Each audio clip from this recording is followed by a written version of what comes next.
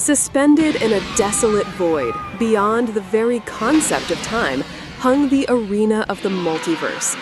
A colossal disc, its surface a pristine white marble, shimmered faintly with embedded starlight, ringed ominously by the colossal, empty thrones of universes long erased, now reduced to nothing more than silent, spectral spectators. The very air, thick and heavy, carried the metallic tang of ozone and the undeniable, chilling taste of finality. A full decade had agonizingly passed since Vegeta's abrupt disappearance. In that span, the Grand Priest had relentlessly forged him, honing him into what he believed was his ultimate weapon. Yet, to the priest's shock, the blade had irrevocably turned in his own hand.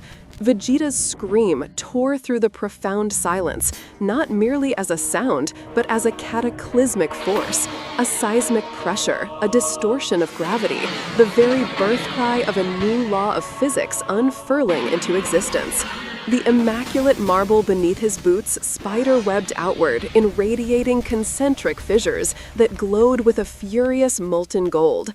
Whirlwinds of crackling violet fire spiraled uncontrollably up his legs, instantly igniting the shredded hem of his torn cape.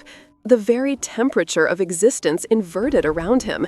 Cold became searing heat, heat became cryogenic cold, until the screaming, tortured molecules of air joined in his primal roar.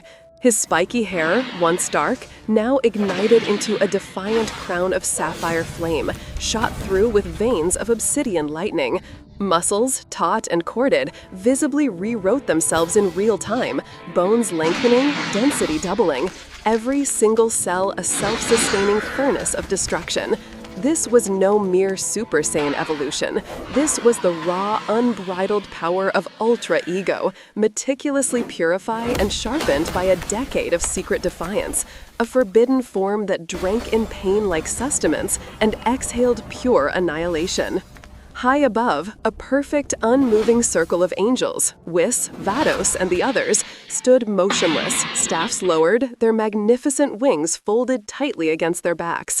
Their normally vibrant halos flickered erratically, like dying bulbs struggling for light, reflecting their profound unease. The Grand Priest, an imposing figure, floated serenely at the absolute apex of the arena, his pristine robes immaculate, his face a flawless mask of porcelain fury. Zeno, the Omni King, sat diminutive on his miniature throne, flanked by two expressionless guards whose hands rested on weapons they had never once needed to draw. Zeno's tiny hands gripped the armrests tightly, his wide, ancient eyes utterly unreadable, betraying no fear, only a profound, unsettling curiosity. In the shattered stands below, Bulma clutched her daughter, Bula, protectively to her chest, her knuckles white and strained. Trunk's own knuckles were white as bone on the fractured railing before him, his gaze fixed on his father.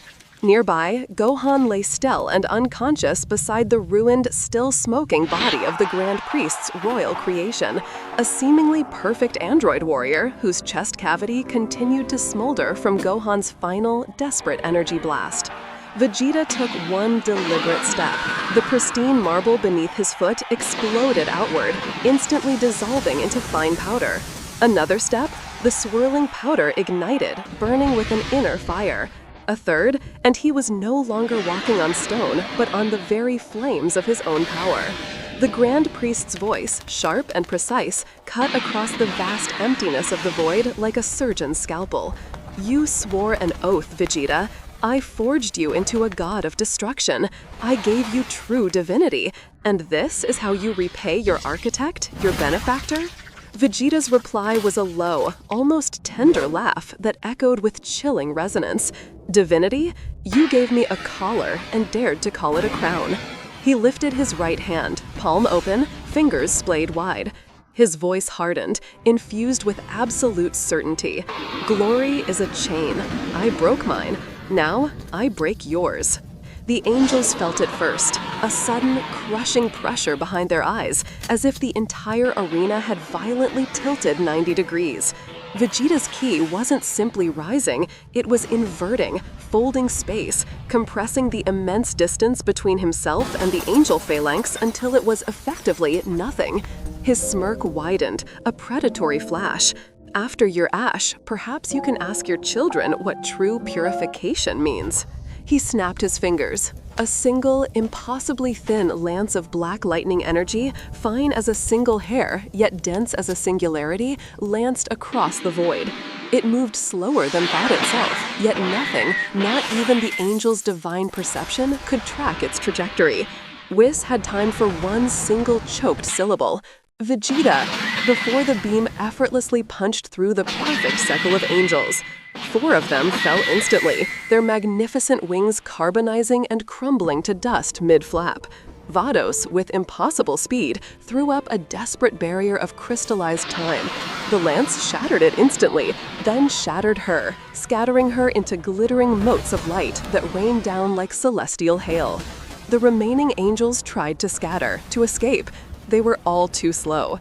In 3 agonizing heartbeats, the entire phalanx was reduced to nothing but ash, slowly drifting across the pristine marble, their halos winking out one by one into absolute oblivion. The Grand Priest's composure finally cracked. A subtle, almost imperceptible hairline across his left eye.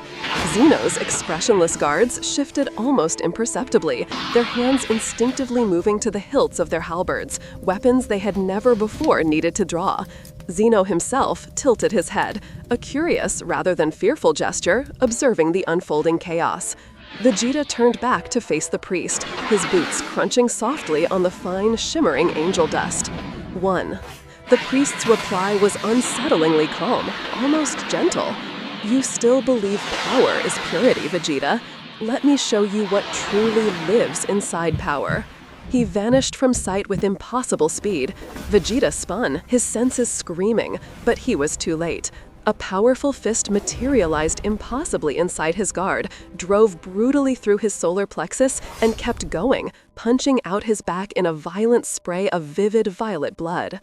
The arena lights strobed wildly, flickering with the impact. Vegeta's knees hit the marble floor with bone-jarring force, hard enough to instantly crater the impossibly tough surface. Pain loomed white-hot, an inferno of agony, but beneath it, something far colder, far older, began to stir deep within him. The Grand Priest reappeared 20 meters away, his hand still open, fingers dripping with Vegeta's blood. Between them, hovering mid-air, was a perfect replica of himself. The same immaculate robes, the same serene face, the same piercing eyes, now kneeling precisely where Vegeta had stood, its face ruined, blood pooling from its chest. An illusion. The real priest offered a smile, devoid of any warmth. Purge the malice in your heart, Vegeta. Then, and only then, will we talk. From the illusion's rapidly collapsing chest erupted a second, monstrous Vegeta. Taller, leaner, its skin the color of moonless midnight, its eyes twin furnaces of molten gold. It wore Vegeta's own face, but twisted into an expression that had never known mercy, only insatiable hunger. The demon opened its mouth, and Vegeta's own voice emerged, layered horrifyingly with 1,000 echoing screams.